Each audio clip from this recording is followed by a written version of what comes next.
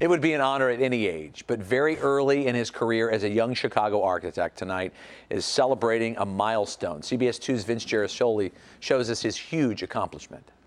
Not even in my wildest dreams had this anywhere near on radar. Fresh-faced and 25, you might think Joe Weishar was talking about his first job as an architect in a West Loop firm, but you'd be wrong. I haven't even had a chance to wrap my mind around it yet. Not even 10 years out of high school, barely 36 months since his college graduation, Weishar has won an international competition.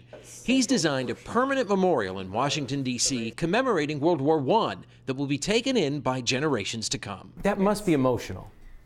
Incredibly emotional, and it's almost unfathomable. World War I stretched from 1914 to 1918, with the U.S. joining into a confrontation between the powers of Europe. But roughly 100 years later, no significant D.C. monument existed for the Americans who died.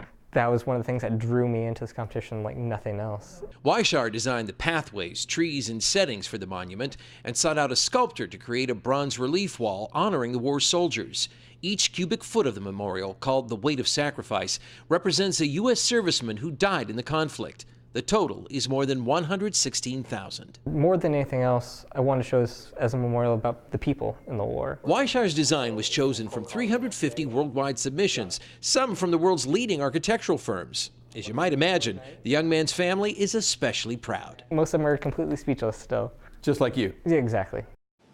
I was kind of speechless, too. The memorial will sit to the southeast of the White House in what is now called Pershing Park and will cost roughly $30 million. Plans call for completion on November 11th, 2018, the 100th anniversary of the end of World War I. And Rob, I think you could tell he's kind of a soft-spoken person to begin with, but he was especially excited today. Well, how could he not be? What an accomplishment, especially at such a tender age, Vince. Yeah, you know, we asked him, where do you go from there? And he says, it just gives me the faith to keep on being an architect and hopefully achieve greater things in the future. Well, keep dreaming, absolutely. All right, Vince, thanks.